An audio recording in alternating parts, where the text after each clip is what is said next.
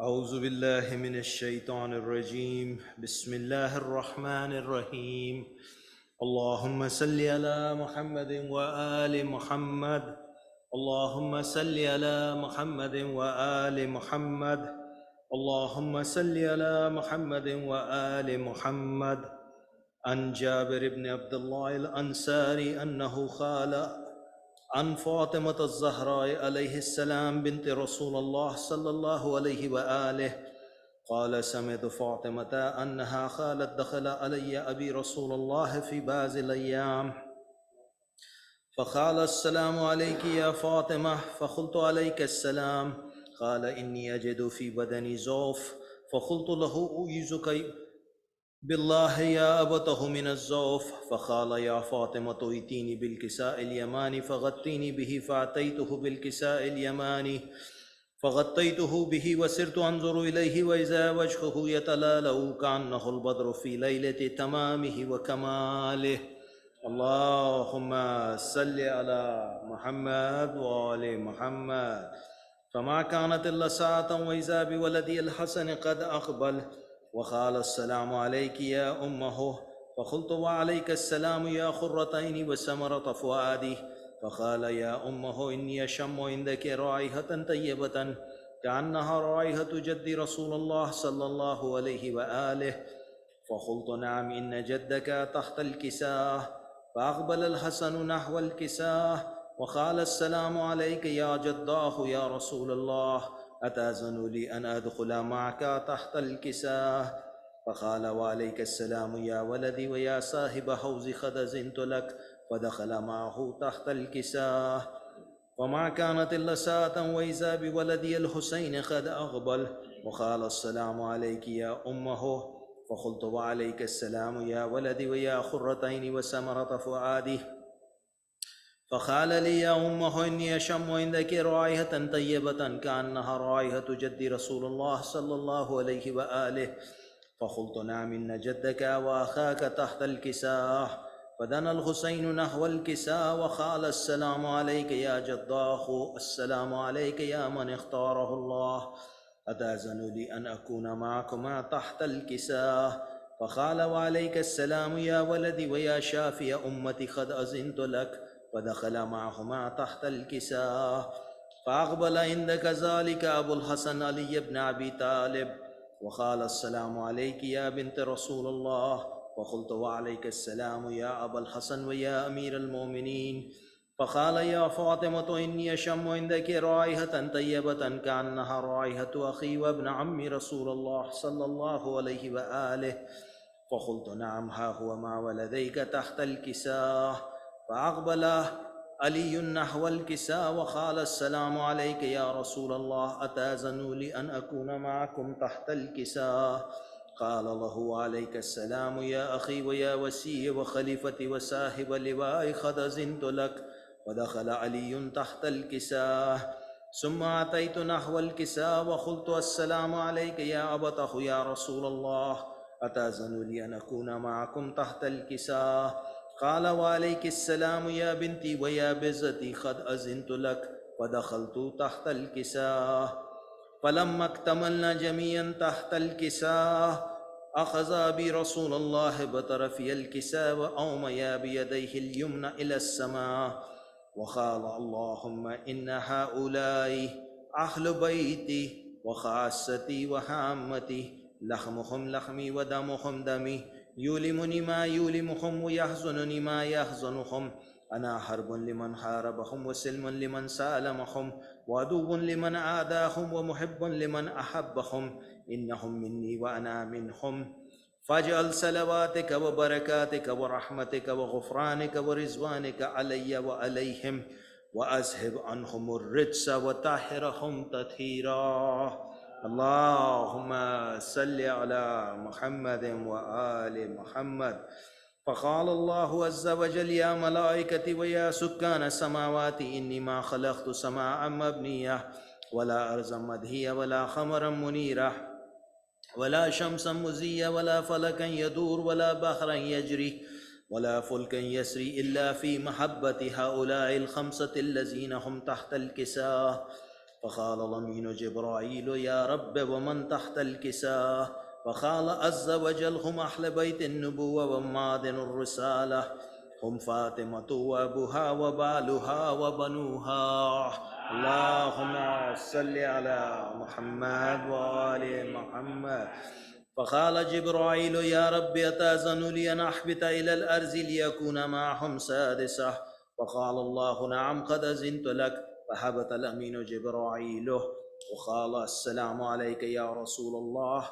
العلي الآل يقرئك السلام ويخصك بالتحية والإكرام ويقول لك وعزتي وجلالي إني ما خلقت سماعا مبنيا ولا أرضا مدهية ولا خمرا منيرا ولا شمسا مزيا ولا فلكا يدور ولا بحرا يجري ولا فلكا يسري إلا لأجلكم ومحبتكم، وقد أذن لي أن أدخل معكم، فهل تأذن لي يا رسول الله؟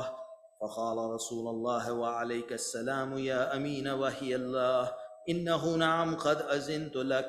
فدخل جبرائيل معنا تحت الكساء فقال لأبي إن الله قد أوحى إليكم يقول إنما يريد الله ليذهب عنكم الرجس أهل البيت ويطهركم تطهيرا. اللهم صل على محمد وآل محمد. فقال علي لأبي يا رسول الله أخبرني ما لجلوسنا هذا تحت الكساء من الفضل عند الله. فقال النبي والذي بعثني بالحق نبيه واصطفاني بالرسالة نجيا ما ذكر خبرنا هذا في محفل من محافل أهل الأرض وفيه جم من شيتنا ومحبينا إلا ونزلت عليهم الرحمة وحفت بهم الملائكة واستغفرت لهم على أن يتفرقوا. فقال علي إذن والله فزنا وفاز شيتنا ورب الكعبة.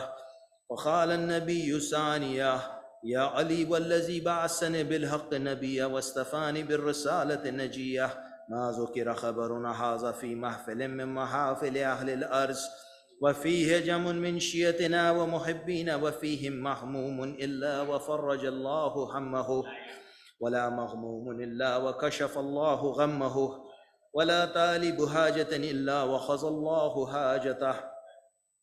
فقال علي إذن والله فزنا وسئدنا وكذلك شيتنا فازوا وسئدوا في الدنيا والآخرة ورب الكعبة. اللهم صل على محمد وآل محمد.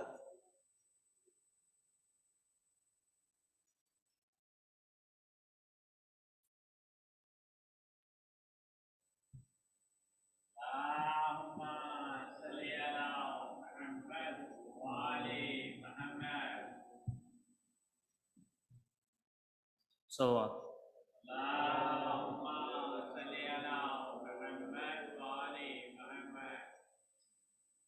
کس طرح اپنی تباہی کی خبر لے جائیں، کس طرح اپنی تباہی کی خبر لے جائیں، پاس زینب کے بچا کیا ہے جو گھر لے جائیں، کس طرح اپنی تباہی کی خبر لے جائیں، لے گئی باپ کا سایہ تو سروں سے ان کے، لے گئی باپ کا سایہ تو سروں سے ان کے، اب یتیموں کو ہوا چاہے جدھر لے جائیں، کس طرح اپنی تباہی کی خبر لے جائیں، ایک دو گھر کے چراغوں کو بجھا دے لیکن ایک دو گھر کے چراغوں کو بجھا دے، لیکن چھین کر کوئی نا امید سحر لے جائے۔ کس طرح اپنی تباہی کی خبر لے جائے۔ پاؤں زخمی ہے جو راہوں میں ہے پتھر کانٹے، پاؤں زخمی ہے جو راہوں میں ہے پتھر کانٹے۔ جان عابد کو کہاں تک یہ سفر لے جائے۔ کس طرح اپنی تباہی کی خبر لے جائے۔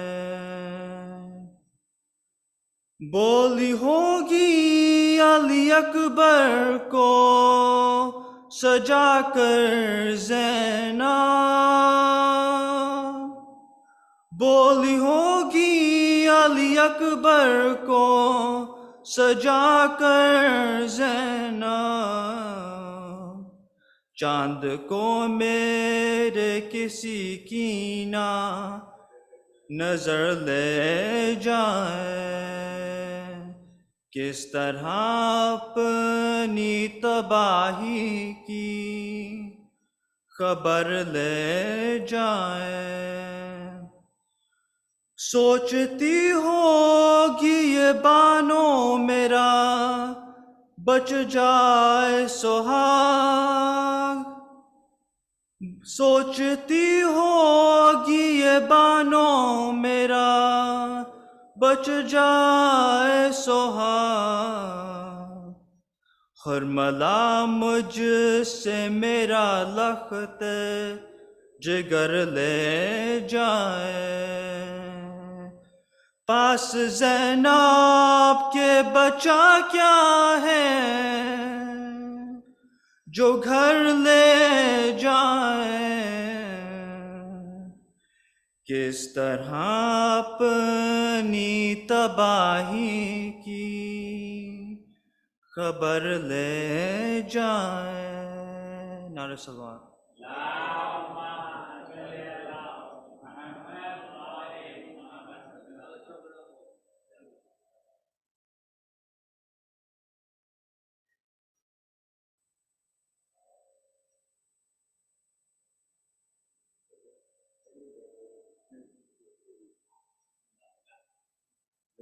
بیٹھ جاؤں گا۔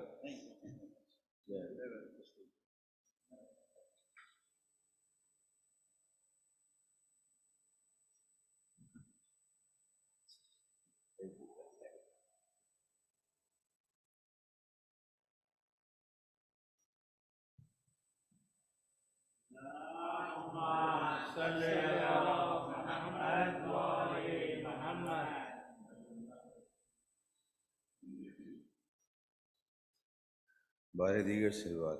اللہم صلی علی محمد و آل محمد۔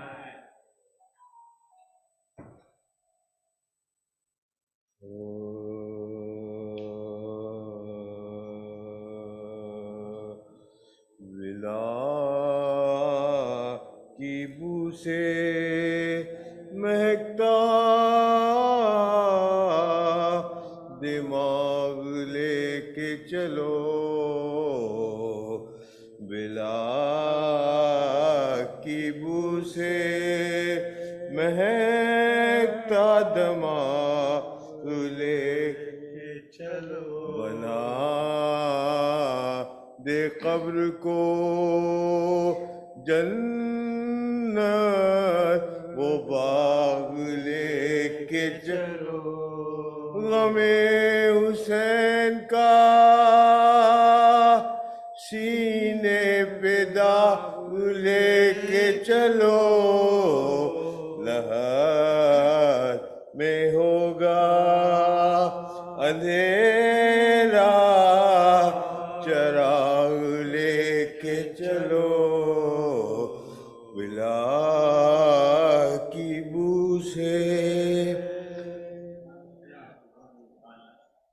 اور محمد و آل محمد صلوات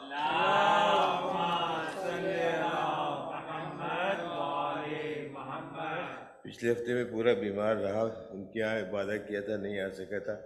آج بھی اپنے گھر والوں کی مخالفت کے بعد آئے ہوں، کوئی غلطی ہو تو معاف کر دیجیے گا. نعرہ صلوات. اللهم صل على محمد وآل محمد.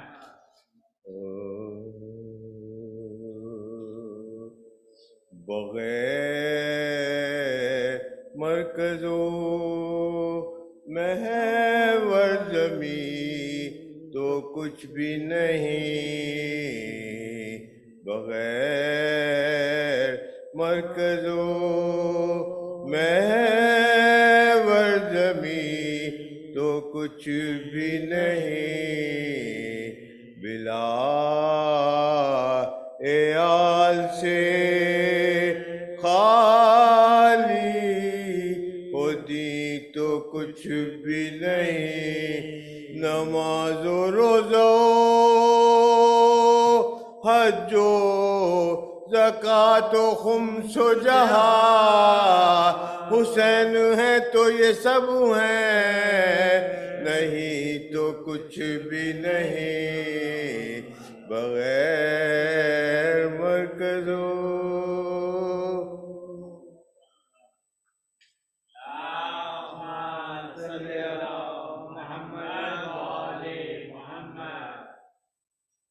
حضرت زید صاحب تشریف نہیں لائے، ان کی فرمائش تھی کہ میں ایک سلام پڑھوں، تو سوچ رہا ہوں وہ پڑھوں یا کچھ اور پڑھوں.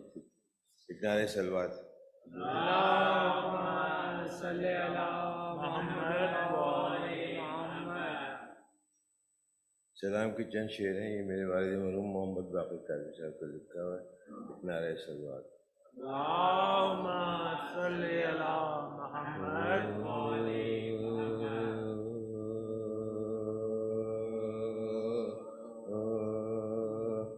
مٹا سکا نہ کوئی آزما کے دیکھ لیا، مٹا سکا نہ کوئی آزما کے دیکھ لیا. دوسرا سلام پڑھ رہا ہوں سر، اس میں آواز نہیں نکل رہی. نعرہ صلوات.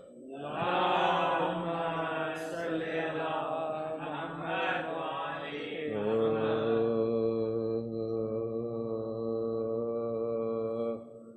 جواب حیدر صفدر کہاں سے لاؤگے،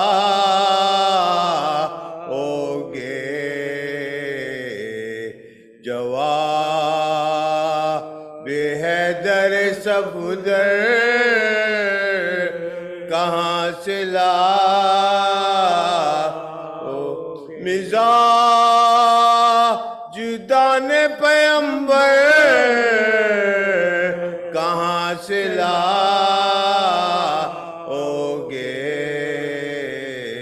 جواب حیدر صفدر کہاں سے لاؤگے. بنا تو لوگے سقیفہ میں جانشین رسول، بنا تو لوگے سقیفہ میں جانشین رسول، مگر کجاؤں کا ممبر کہاں سے لاؤگے، جواب حیدر صفدر کہاں سے لاؤگے. بغیر فتح نہ پلٹا کبھی جو میدان سے، بغیر فتح نہ پلٹا پلٹا کبھی جو میدان سے کہو تم ایسا قدم پر کہاں سے لاؤگے جواب حیدر صفدر کہاں سے لا امیر شام کا لشکر تو آج بھی ہے مگر امیر شام کا لشکر تو آج بھی ہے مگر وہ کربلا کے 72 کہاں سے لاؤگے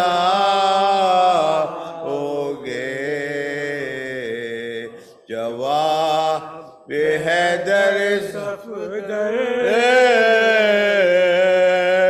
کہاں سے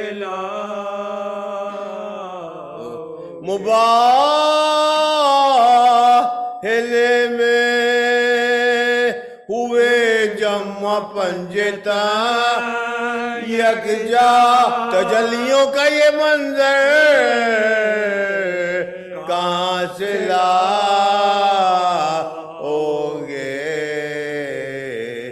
جواب حیدر صفدر کہاں سے لا نماز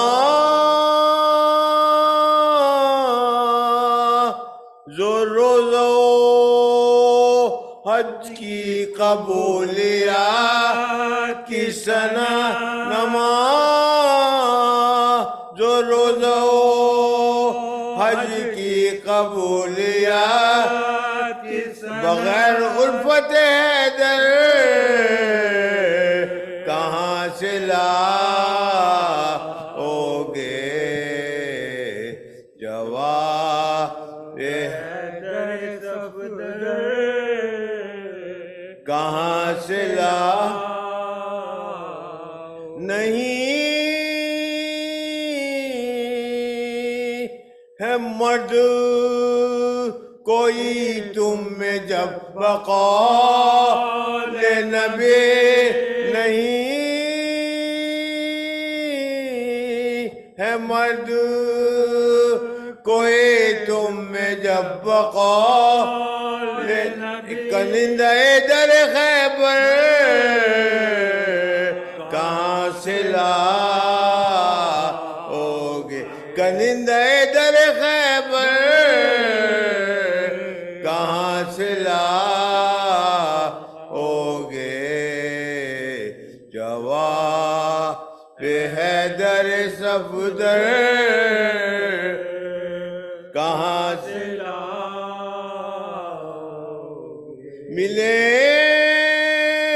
ملیں گے سینکڑوں ناوقف گن تمہیں لیکن ملیں گے سینکڑوں ناوقف گن تمہیں لیکن تبسم علی اصغر کہاں سے لاؤگے جواب حیدر صفدر کہاں سے لاؤگے ابو تراب کے در کے سوا زمانے میں ابو تراب کے در کے سوا زمانے ارے شہید سجدوں کا محور کہاں سے لاؤگے جواب حیدر صفدر کہاں سے لا مزاج دان پیمبر کہاں سے لا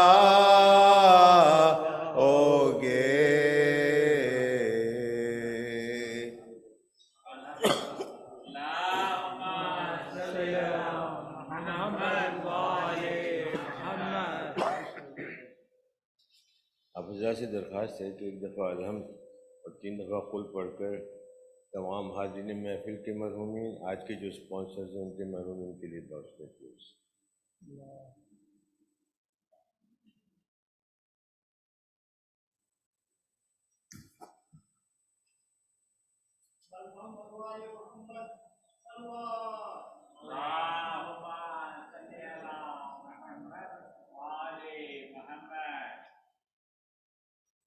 مرثیے کے چند بند حاضر ہیں کہ یہ میرے والد محترم کا لکھا ہوا ہے، ہوپ میں پڑھ سکوں گا۔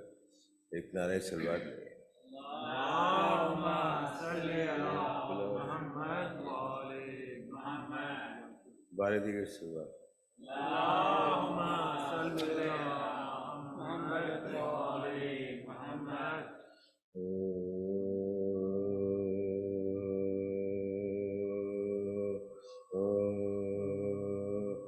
جب کاروان سید ابرار لٹ چکا، جب کاروان سید ابرار لٹ چکا، کرب و بلا میں دین کا گلزار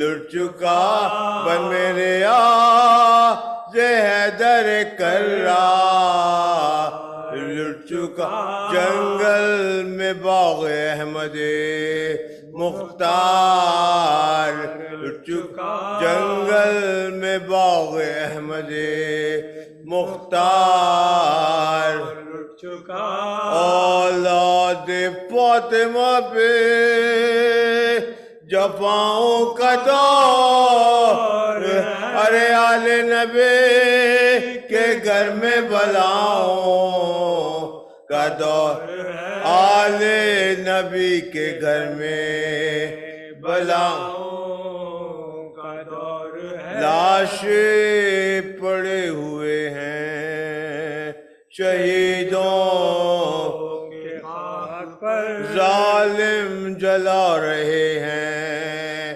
نبی زادیوں کا گھر، شیطانیاں ہیں نرگئے آدھا میں ننگے سر، توق اور بیڑی پہنے ہیں سجاد نامور، توق اور بیڑی پہنے ہیں سجاد نامور، وارث تو سر کٹائے ہوئے رن میں سوتے، ارے ظلم و ستم حسین کے کنبے پہ ہوتے، ظلم و ستم حسین کے کنبے پہ ہوتے، جلتی زمیں پہ قاسم بے سر کی لاش ہے، پہلو شاہ میں علی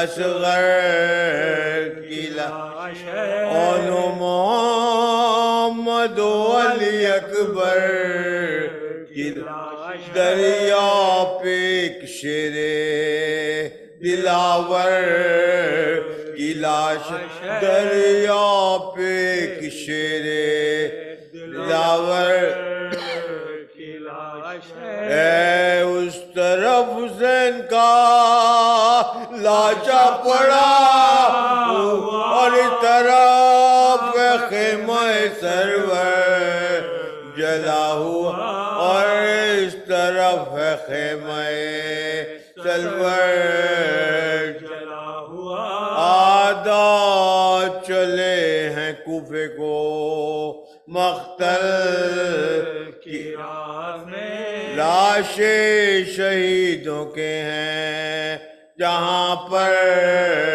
پڑے ہوئے، زر کی زمین ہلتی ہے زینب کے بہن سے، کہتی تھی جان فاطمہ صدقہ بہن تیرے، کہتی تھی جان فاطمہ صدقے بہن تیرے، قسمت یہ سانیہ میں بائی دکھاتی ہے بے دفن چھوڑ کر تمہیں ہمشیر جاتی بے دفن چھوڑ کر تمہیں ہمشیر جاتی ہے کوفے میں پہنچا جبکہ اسیروں کا قافلہ مجمع تھا بے شمار تماشا ایجا بجا اہل حرام نے دیکھا وہاں سامنے ایک لاش بام کوفہ کے اوپر نظر پڑا ایک لاش بام کوفہ کے اوپر نظر پڑا بہت سیدھا سب لباس ہے تن پاش پاش ہے حالت بتا رہی ہے کہ بیکار کی لاش حالت بتا رہی ہے کہ بیکار کی لاش ہے رو کر سکینہ بولی میری جان جاتی ہے یہ لاش میرے قلب و جگر کو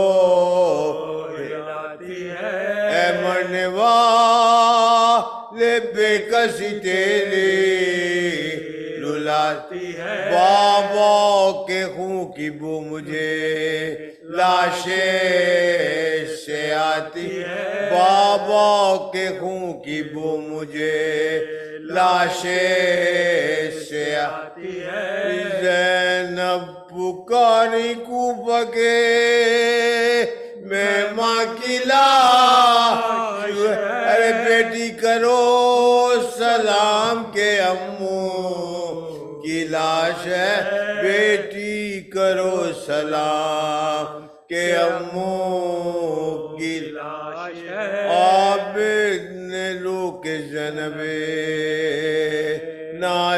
ناشاد سے کہا زنجیر میرے ہاتھ سے کھولو پے خدا لاؤں گا اپنے امو کو آدھا میں بجا اپنی سناؤں ان کی سنودا ستان اپنی سناؤں ان کی سنودا ستان ذرا پہنچے جو نیچے لاش کے تیورا کے گر پڑے ہائے ہائے میرے چچا کا غش کا کے گر پڑے ہائے ہائے میرے چچا کا غش کھا کے گر پڑے ناگاہ اترا نیزے سے فرق شہینا اور آیا نزد لاشیں مسلم شرے یوں جانثار بھائی سے اس نے کیا ایک بے کسو غریب مسافر کلو ایک بے کسو غریب مسافر کلو لاش کے گرد شاہ کا سرگھومنے لگا ارے باخر بدن کے زخموں کو سر چومنے لگا باخر بدن کے زخموں کو سر چومنے لگا رب کاروان سید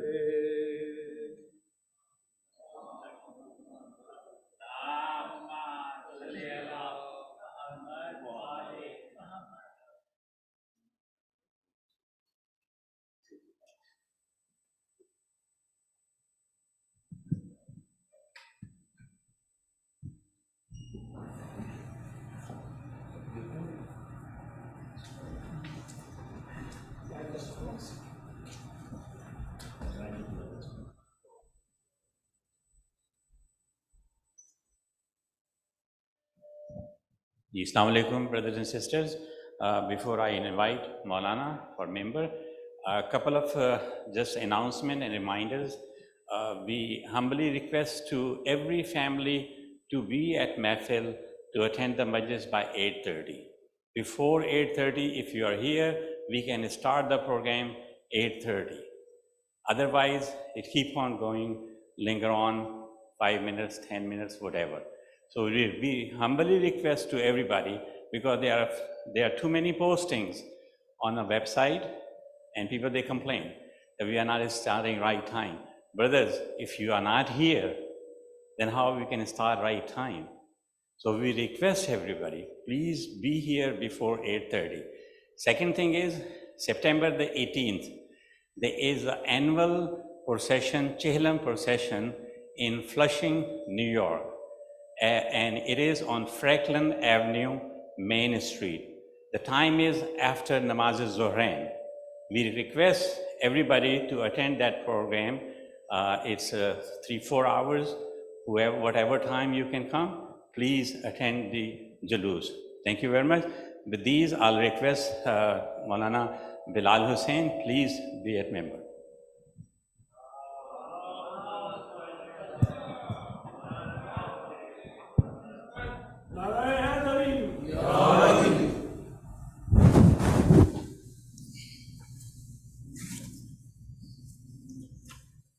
Before we begin, inshallah, we have the request for Fatiha for today's sponsors, Dr. and Mrs. Mamdani and family, Dr. and Mrs. Ahsan Hussain, Mr. Mohsin Hussain, Dr. and Mrs. Asghar Bab and family, Mr. and Mrs. Lubna Qureshi and family, for their marhumin and all of our marhumin, Surah Al-Mubarakat Al-Fatiha.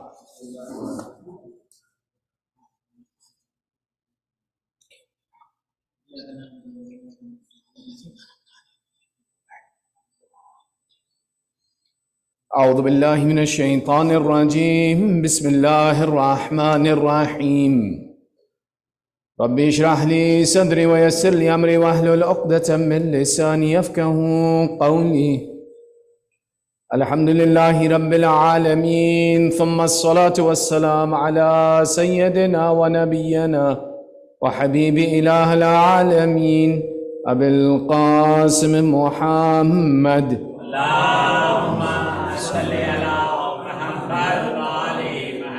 وعلى آله الطيبين الطاهرين المعصومين واللعنة على أعدائهم أجمعين من الآن إلى قيام يوم الدين. أما بعد، فقد قال الله تعالى في محكم كتابه الحكيم بسم الله الرحمن الرحيم أم حسبت أن أصحاب الكهف والرقيم كانوا من آياتنا عجبا آمنا بالله صدق الله العلي العظيم.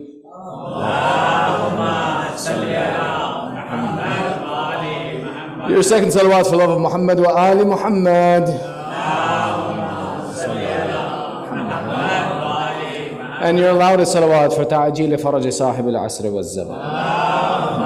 Salli ala Muhammad wa ali Muhammad. In continuing our first part of our discussion, we were talking about some of the ahkam and fiqh of the process of burial and of the deceased. In continuing this conversation, we were talking about the idea that in Islamic burials, typically in a traditional environment where it's possible, a lahad is made, a place under the ground that's not above fresh dirt. So we dig down, we make a shelf, and we place the body inside of the shelf. And we explained that the difference between amongst the various madahib, that some lay with the feet facing towards the qibla, and we lay with the right side facing towards the qibla. Now, one of the processes of when we lay someone on their right side facing the direction of qibla is that the neck is not quite properly positioned, which is why one of the mustahabbat and one of the requirements or things that we do is we make, for example, a pillow of the dirt that's available there to stabilize and to balance the neck in that position. Now, what's interesting is when we talk about the idea that when there's not a lahad and we use, for example, a box to bury someone, it's still important that we go through the process of inserting the dirt and making a pillow out of this. One of the mustahabbat is that when we bury someone, that their right cheek actually touches the dirt. So even if it happens that we have to use a box to bury somebody and we lay them on the right side, leaning on their right side within the box, it's from the recommendations that what we do is we also put some dirt in there to balance the side and to make a pillow for them. After this, normally what's done is called talqeen. Talqeen is one of the recommended actions according to some, and some even go so far as to say it's one of the necessary actions that has to be performed, that's typically done in the graveyard. Now, many of us recognize this talqeen. Why? Because we see one of the family members either get into the grave or hold the body, place the right hand on the right shoulder, the left hand on the left shoulder, and slightly shake the body as we mention the name of the marhum. We say, Isma, ifham, ya fulan ibn fulan. Listen and understand, oh so-and-so, son of so-and-so. This talqeen is one of the very important aspects that we have in a responsibility to perform. First, we'll talk about how it's performed, then we'll talk about why it's important. When we perform this action, we say that one of the family members, the eldest son usually, if there is a wali or someone who is left, or God forbid that it's the father who does it for the son who does it for the father is more appropriate. But in that situation, the right hand to the right shoulder, the left hand to the left shoulder, whether, for example, we are standing over the body with our arms crossed or standing behind the body with our hands on the shoulders, that we give it a slight shake in awareness. And that as we do this, we recite the talqeen. A talqeen is a reminder that says that understand that this is your religion, this is your prophet, this is your book, this is your qibla, and these are your a'imma. And this is the religion that you lived your life on. Now, the purpose of this reminder, and this is an interesting discussion that comes up about why this is done. This is done 2 times. Once, when we lay the person in the grave, and the other time when we fill the grave. We do this twice. This action is actually mustahab to even do before someone dies, and it's mustahab for someone to do at the time of their death. We have narrations from our Holy Prophet Rasulullah sallallahu alaihi wasallam that explain one who when he is born first recites La ilaha illallah, and then when he dies and recites the last thing La ilaha illallah, there is nothing but Jannah for him. There is no accounting for him. He has completed his responsibilities. The most important thing that we possess in our faith is our aqeedah and our philosophy that we believe there is no God but Allah. And the reminder of this aspect even before we die is very important. At the moment in the time of death, and inshallah we'll talk about this in another night, the condition of ihtidar, when a person is in the state of death, at that time it takes someone to remind him that this is your faith and philosophy. But prior to that moment, we have the responsibility to live and know this philosophy our entire life. One of the recommendations to ensure that we believe in our aqeedah and we believe in this philosophy of faith is a dua called dua hifz-e-iman or hifz-e-iman. Dua hifz-e-iman is a dua that's recommended to recite after every wajib salat, in which we say رَضِيتُ بِاللَّهِ رَبَّا وَبِالْإِسْلَامَ دِينًا وَبِالْقُرْآنِ الْكِتَابَ وَبِالْكَعْبَةِ الْقِبْلَةِ وَبِمُحَمَّدٍ صلى الله عليه وآل نبيا. And we list the A'immah alayhimus salam, and we say with this dua that, oh Allah, I am pleased that they are my representation. This is my aqeedah. Make them to be pleased with me. And the repetition of this dua becomes one of the things that we should perform throughout our life to assist us at the moment of death. Now, why is this important? Let me explain. You guys are okay? We have some time. Sallu ala Muhammad wa ali Muhammad.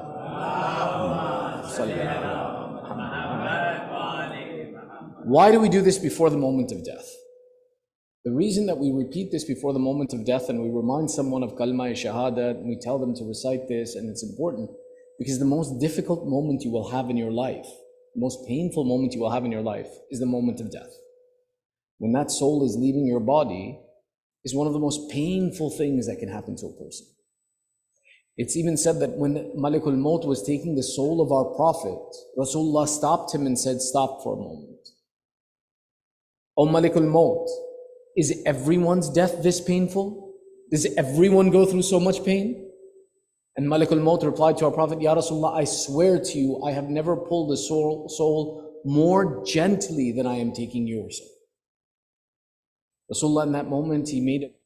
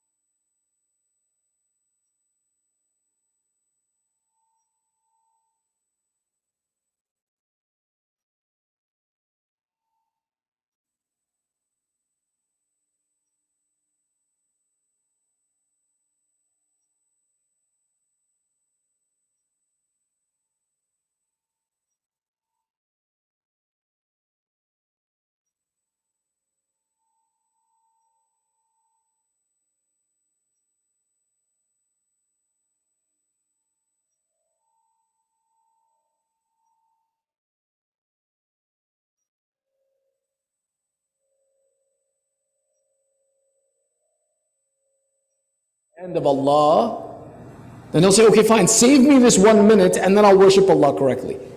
And he's got you. He got you at the last moment of your life to denounce your faith. To protect ourselves from this attack, we are someone who regularly repeat the idea that I believe in Allah, I understand who Allah is, I believe in His Prophet, I understand what my responsibilities are, I know what my religion is, so that even in that moment of difficulty, shaitan cannot mislead us. Now the question comes, why repeat this after someone has died? Well, as we mentioned yesterday, we don't believe that death is fana, that this person doesn't exist anymore. As a matter of fact, they exist, and this day of their death is their most difficult day that they're going to face. It's where something new begins. And this points to the reality of what happens in the grave. You see, when you think about the day of judgment, and Allah says, Yawmul Mahshar, on the day of judgment, there will be 50 stations. And on these 50 stations, you will be asked about everything that you did with your life. And our sixth Imam Ja'far as-Sadiq alayhi salam explained the first thing that you will be asked about of the 50 stages will be your salat. And he says, in qubilat, qubilat ma siwa, wa in ruddat, ruddat ma siwa. Meaning that on the day of judgment of these 50 stages, the first thing you're asked about is your prayers and your salat. If Allah accepts your prayers, He'll accept everything on the other 49 stations. If Allah refuses your prayers, He'll refuse everything on the other 49 stations. Now let me ask you something, then when did Allah ask us what was our religion? This is where it gets interesting. That the day of judgment is a conversation about your a'mal and the deeds that you performed in your life.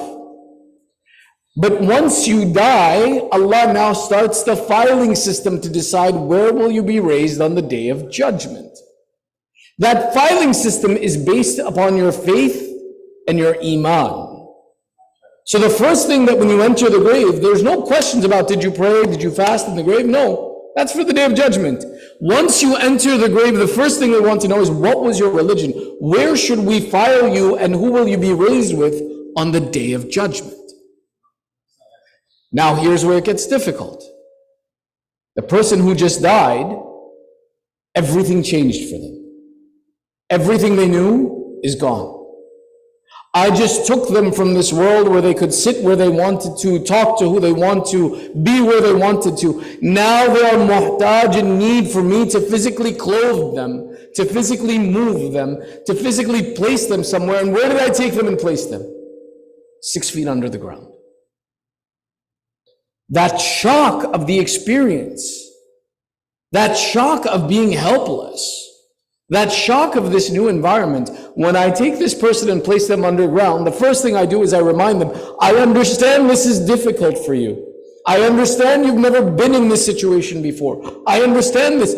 Your family's gone, your responsibilities, that mortgage, that cell phone you wanted to buy, that car you were looking, is all gone. It means nothing anymore.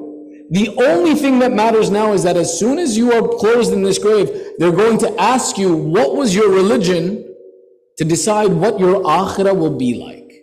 Forget everything else and focus only on this item that I'm warning you about. This is why I repeat, isma, ifham. Listen and understand. That as soon as I leave you, this is the most important thing you need to know. And we repeat this to the marhum as soon as we lay them in the grave, because of the shock of what is the grave. And then once we close the grave, that now we're gone, we're not coming back. We repeat this talqeen again as a reminder that be careful, that if you mess up these questions, you won't be raised where you want to as a follower of Allah on the day of judgment. Allah will not ask you again. You will not have another opportunity again to declare this faith. Now is the time that if you lived according to it, to pay attention to this. Which is why now, understand something.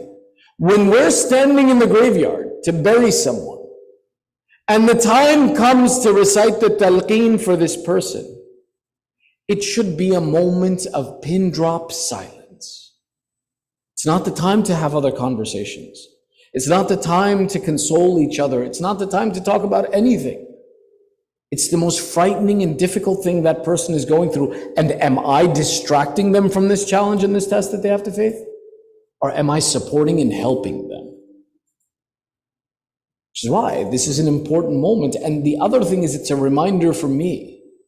As I'm standing there and I'm listening to this, am I living my life according to this philosophy? Am I paying attention to these things in my life? Will I know who my Lord is? Will I be able to answer in the most difficult moments in my life? Who is my Lord? What is my responsibility?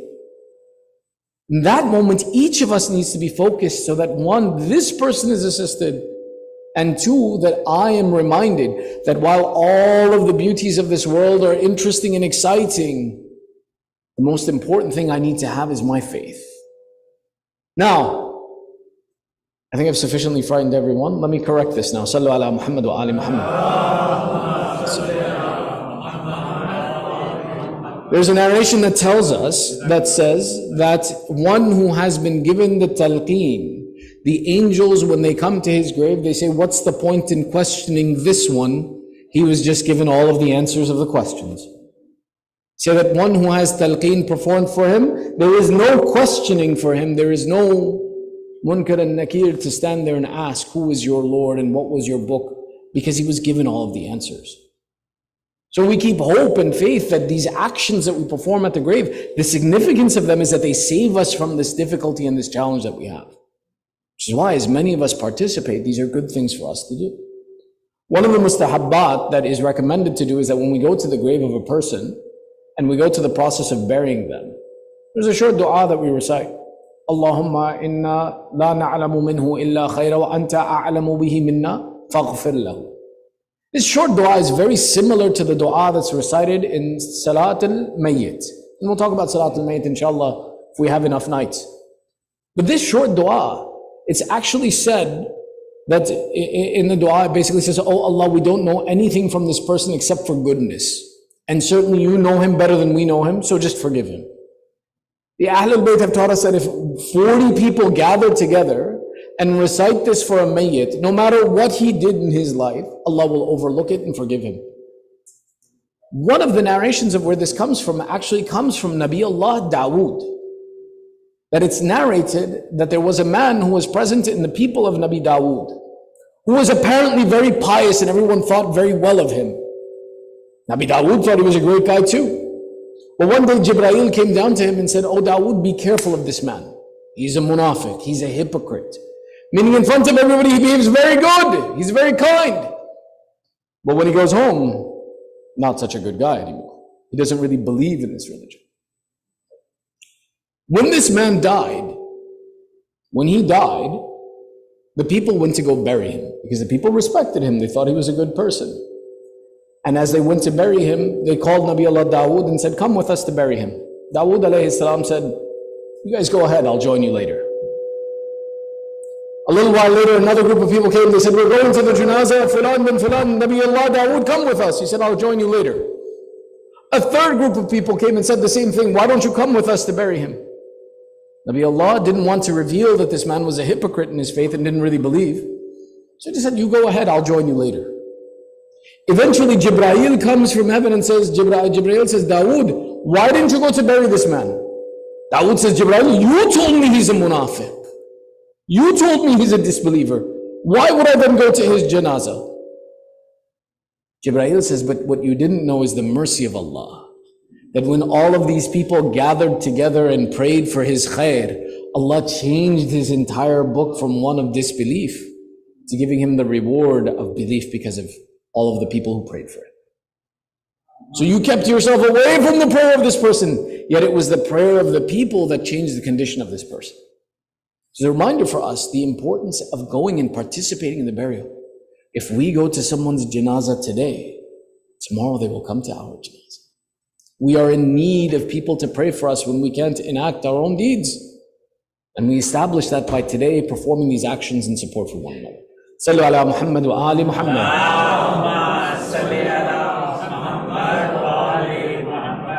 In starting the second part of our discussion tonight, we began our discussion with the verse number 9 of Surah number 18, Surah Al-Kahf, verse number 9. أَمْ حَسِبْتَ أَنَّ أَصْحَابَ الْكَحْفِ وَالرَّقِيمِ مِنْ آيَاتِنَا عَجَبًا. Before we get into the detail behind this discussion of this verse, it's important to know and pay attention to the idea of the significance of looking at the Quran and being attached to the Quran. that this Quran, when we're talking about our needs and our desires for the akhirah, we have a narration from the Ahlul Bayt that teaches us that after the prophets and after the awsiya, the people with the highest station in heaven will be the reciters of the Holy Quran. Now, when we say the reciters of the Holy Quran, we don't just simply mean those who read the words of the Quran, but also those who understood the words of the Quran, pondered over the Quran, and those who enacted the values and the teachings of the Quran in their life. And Allah says, أَفَلَا يَتَدَبَّرُونَ الْقُرْآنَ أَمْ عَلَىٰ قُلُوبٍ أَقْفَالُهَا. Do you not sit and think about the Quran? Are your hearts locked? This is a lesson for us, that this Quran will be something that will aid us. And it was something that the Ahlul Bayt taught us the importance of. There's a narration that comes from Imam Hussain alayhi salam,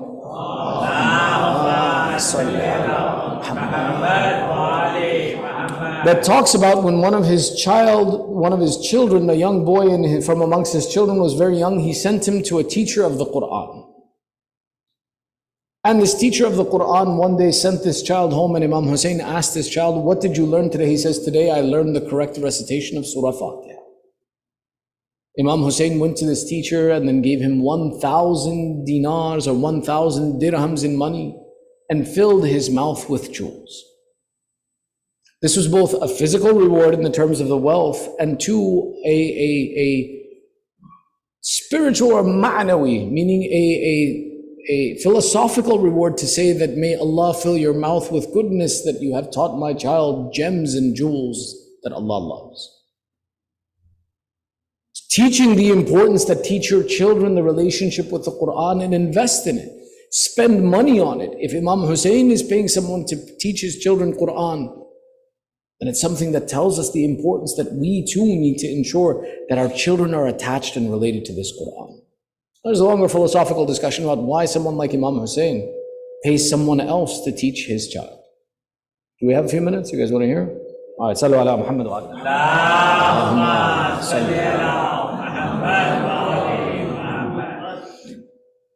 From the example of our Prophet, through the example of the A'imma, they always appreciated someone who had specialized knowledge in a subject and promoted that aspect, and took counsel of people as well to demonstrate and teach us that not everything is your responsibility and you can't do everything yourself.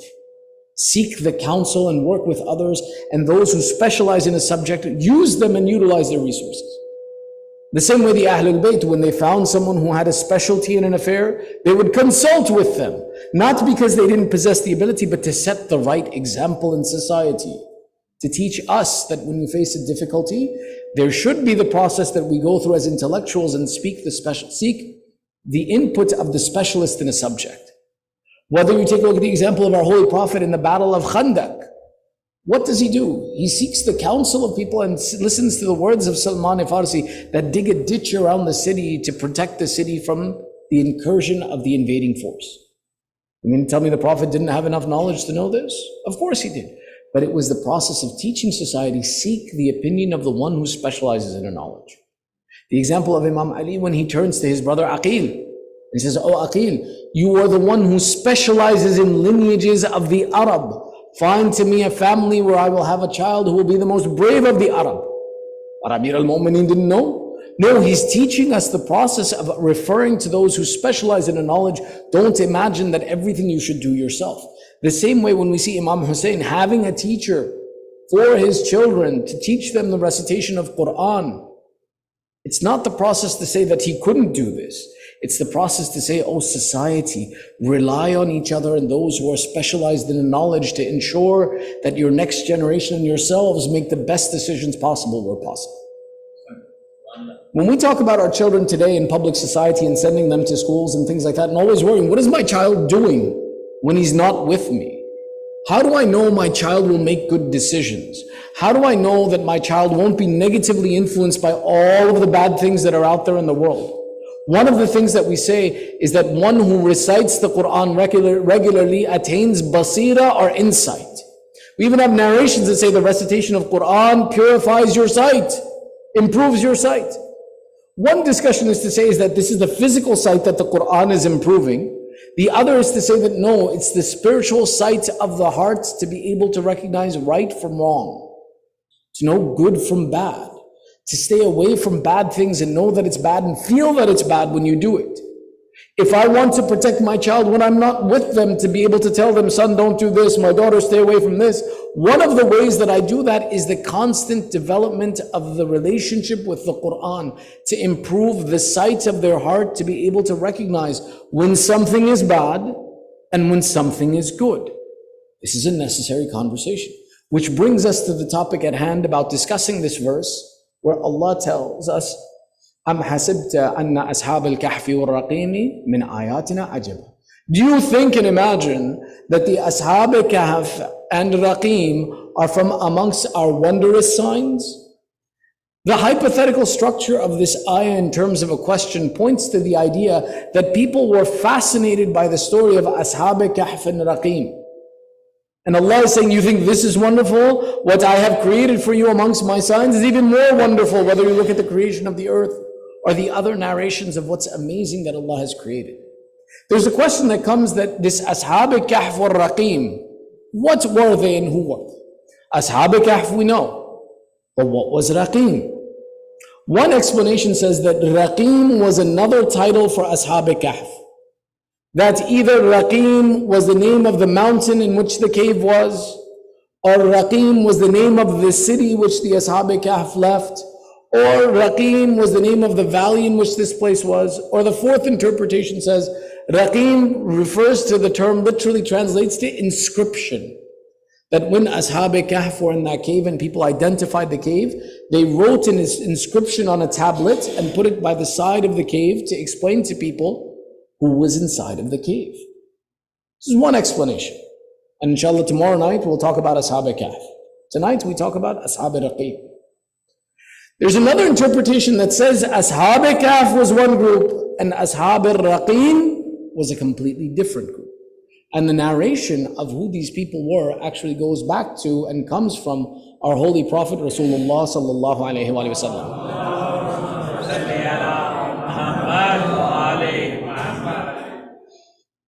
You guys ready for a story?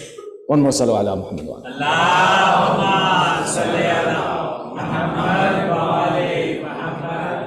In the various tafasir that we possess, there is some debate about this that says that this is only talking about Ashab al-Kahf, but in Majma' al-Bayan, Sheikh al-Tabrasi points to another explanation and he says there's another story that's associated and called the story of Ashab al-Raqim.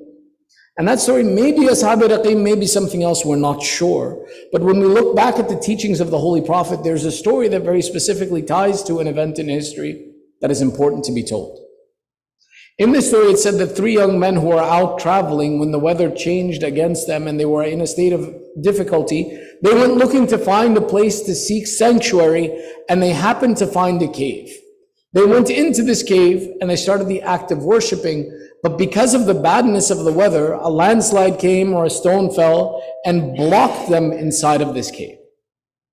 Now these 3 young men happened to be stuck inside of this cave and they tried to let themselves out and they couldn't.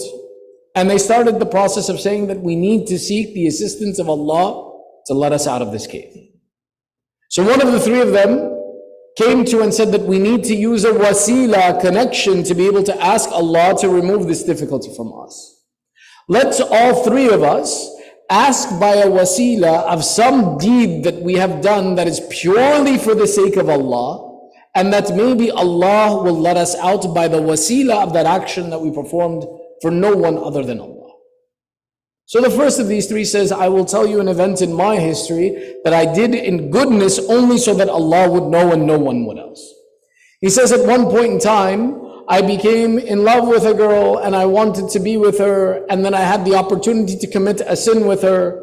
But in that final moment, I recognized that though no one else may know, Allah would know I was going to commit such a sin. And therefore I left this environment and I never committed a sin like this. Oh Allah, I could have done this and no one would have known. The only reason I stopped myself from this sin was for your pleasure. Allah help us now. And it said that the stones moved a little bit away from the door. So they came to the realization that this is going to work. So the second one began, he said, now I will tell one event where I behaved in a way that was only for the sake of Allah.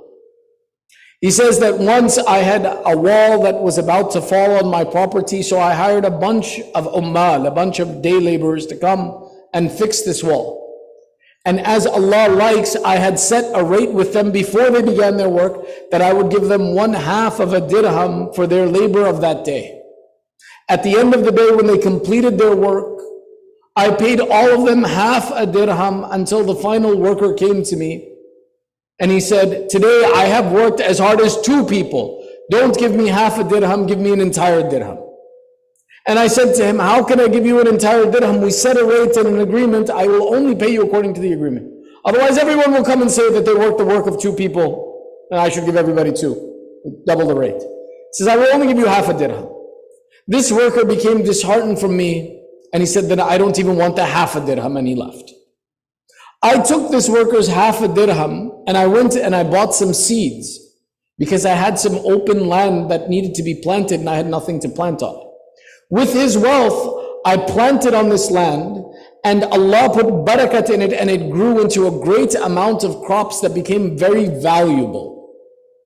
As these grew in wealth and they matured, this worker, day laborer, came back to me one day and he said, remember some time ago I worked for you, and you promised me 1/2 a dirham, and I didn't take it. I ask you by the right of Allah to give me that 1/2 a dirham that you promised me. The second man says, I took this worker and I took him to the field, and I said that 1/2 a dirham that you didn't take, I bought seeds with it, and I planted all of this. Today, all of this is yours, and now it is worth over 1,000 dirhams.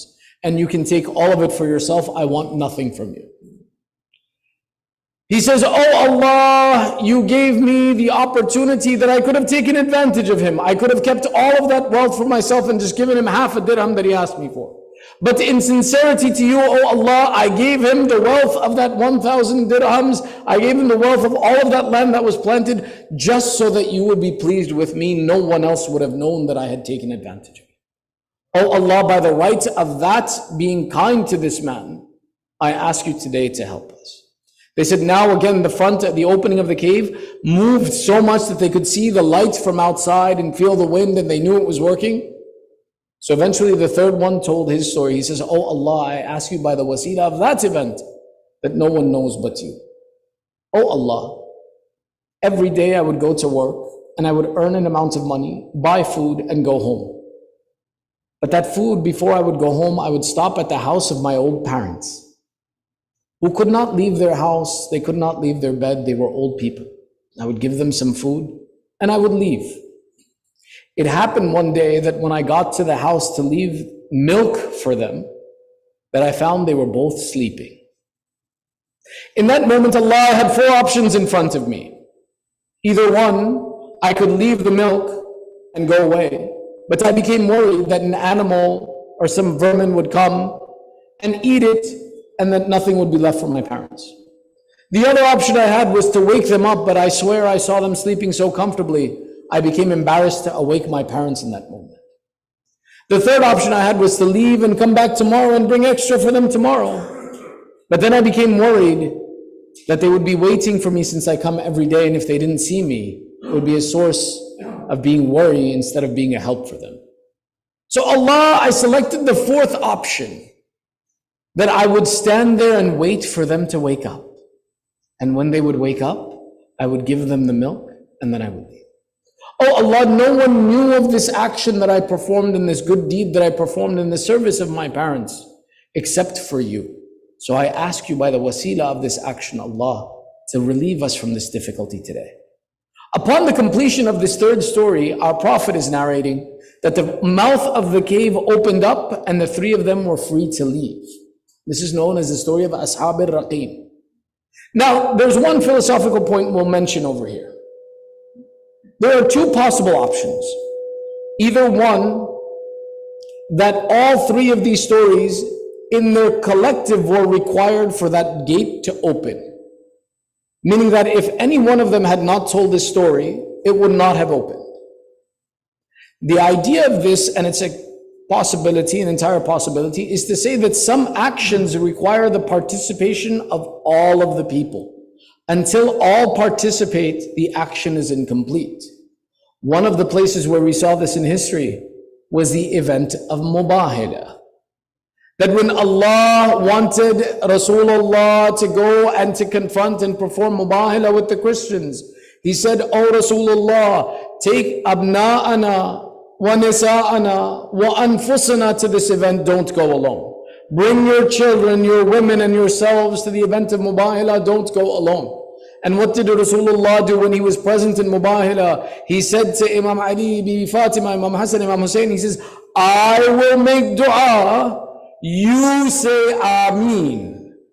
And this will complete our imprecation against the Christians of Najran. What's to say that Rasulullah himself wasn't sufficient? No, it was a demonstration that these five were one light together. And the same way that half of the events would be that Rasulullah would be the one making the dua, the other in completion of this action would have been the Ameen of Ali Muhammad.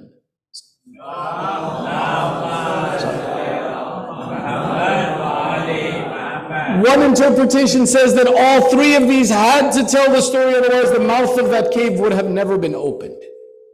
The other explanation of why the events took place the way they did describes that each of the events invoked Allah by a level. To say that the first person who told his story told a story where he saved himself and performed an action for his own goodness to seek proximity to Allah, therefore the cave opened a little bit. The second person performed an action in which he did khair to khalqillah, the creation of Allah, therefore more of the cave opened. But the third who performed the action of khair to his parents, who are after Allah, our responsibility to take care of and the most proximate to us, that action was so beloved to Allah that it could have alone been enough to open the entire cave.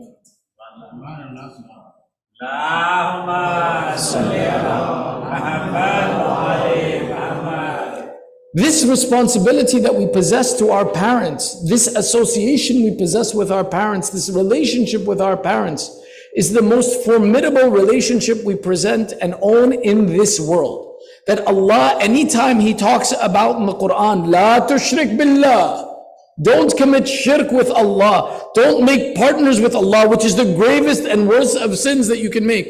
Allah immediately follows it every time, وَبِالْوَالِدَيْنَ إِحْسَانًا, and do kindness to your parents.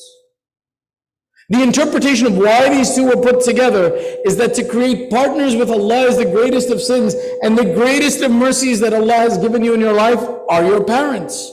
That after Allah, the one who gives you your sustenance, protects you from harm, gives you kindness, gives you the love that you need in this world, and protects you and makes you the person you are today, is no one other than these parents that Allah put in your life.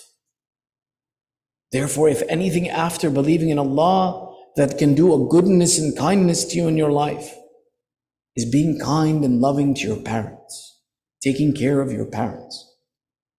There's a very philosophical point. I think we have 2 minutes. I'll mention this to you. Sallu ala Muhammad wa ali Muhammad.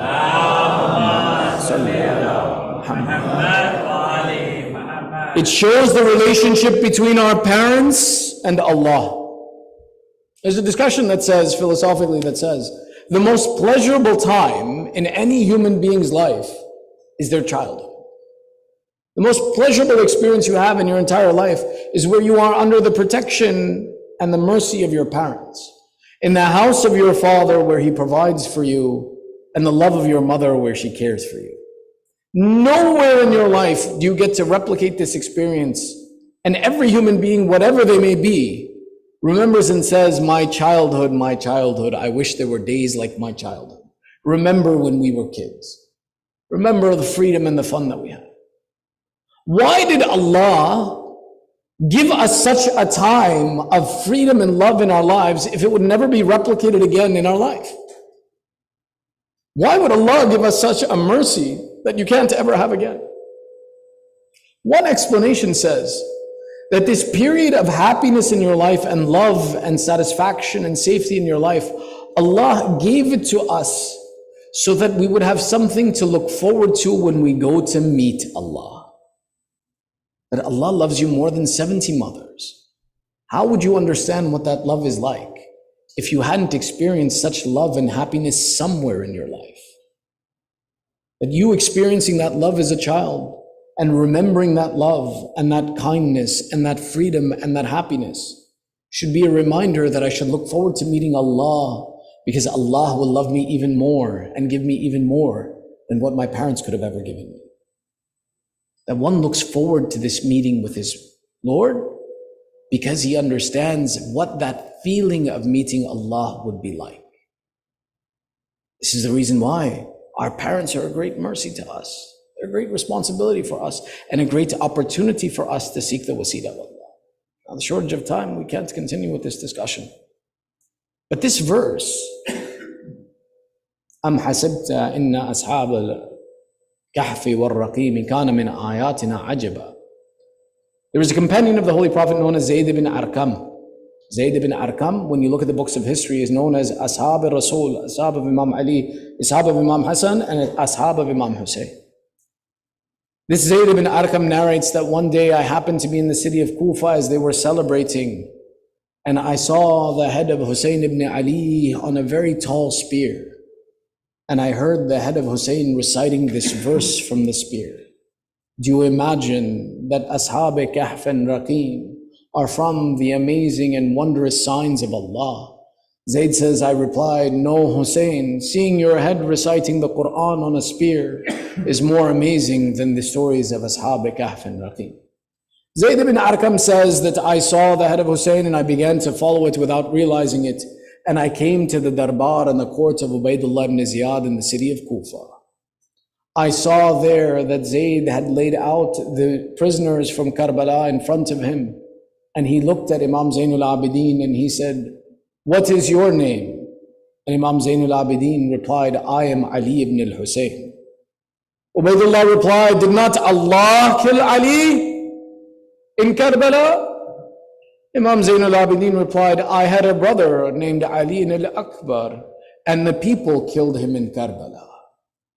Ubaydullah said, no, certainly it must have been Allah who killed him.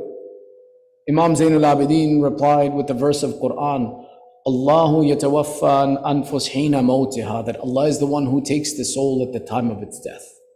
Ubaydullah, seeing the reply of Imam Zainul Abidin as an affront, he said, how dare you speak back to me? O keeper of my sword, O my security guard, kill him now. As he moved forward with a sword, Zayd ibn Arqam says, I saw Zainab come and throw herself on her nephew and call out, O Ubaydullah, you have spilled enough of our blood. If you insist now upon killing my nephew, then you will have to kill me first. The killing of women amongst the Arab was considered as one of the most ignoble, illiterate, worst acts that could happen, that Ubaydullah laid off his hand from Imam Zainul Abidin and said, how strange the aunt who throws her life away for her nephew, and continued with poetry. Zayd says, in this moment, I saw Ubaydullah take a metal stick and start to hit the lips of Imam Hussain. One may question what possessed Ubaydullah to perform this action. Zayd replies, he says, as I saw him do this, I said, Ubaydullah, remove this stick. I have seen Rasulullah kiss these lips that you are hitting now. But why would Ubaydullah perform such an act? One can imagine and wonder that it might be as a way of causing aziyat and pain to Sayyidah Zainab. You understand that the relationship between Sayyidah Zainab and Imam Hussain was not a normal relationship. We talk about the relationship of this brother and sister, but maybe you don't understand. They say that when Sayyidah Zainab was an infant, when she would cry, the only way she would become silent was to look at Imam Hussain. That the comfort for Zainab from the moment she was born was the hands of Aba Abdullah. That this sister loved her brother so much that she swore, I could never be separated from him. That even when she became married, she said to Abdullah ibn Ja'far, I have one condition. My brother, I should not part with him. If he ever leaves me, I must go with him. Don't separate the two of us. That today in the courts of Ubaydullah ibn Ziyad, he has been silenced by the actions of Sayyidah Zainab.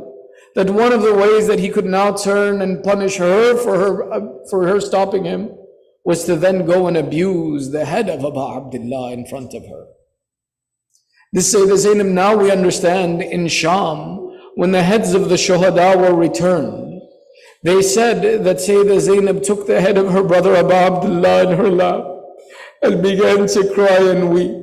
And she became lost in her brother so much that they said when two young heads were brought, they said, were these two children orphans? Is there no one to cry for them? And one called out and said, Hasha lillah, God forbid they be orphans. These are the sons of Zainab, own and Muhammad.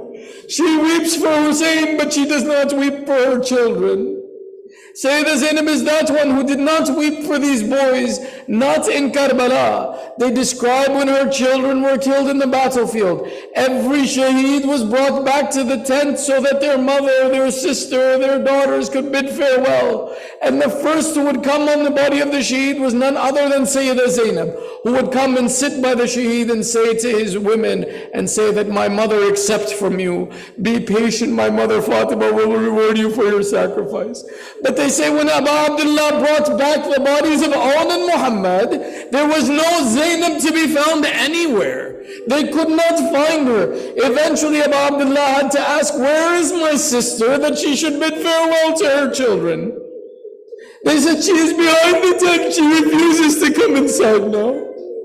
Abu Abdullah brought in Sayyidah Zainab. He said, bid farewell to your children. She sat between these two boys, put her hands on their chests and said, oh Allah, accept from us this sacrifice.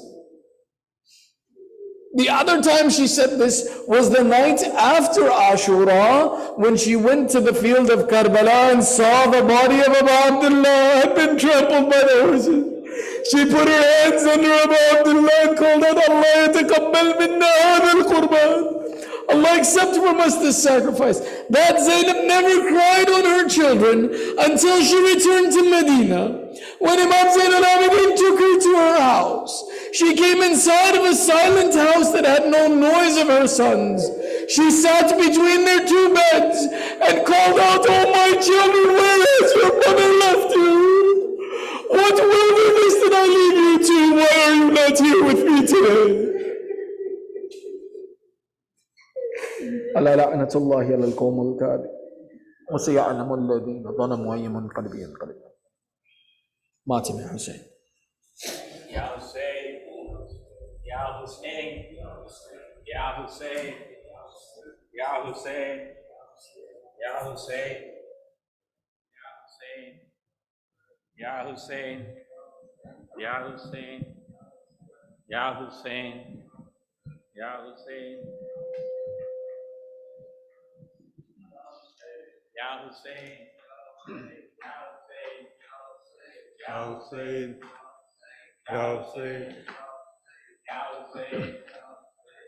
Hussain, Ya Hussain, Ya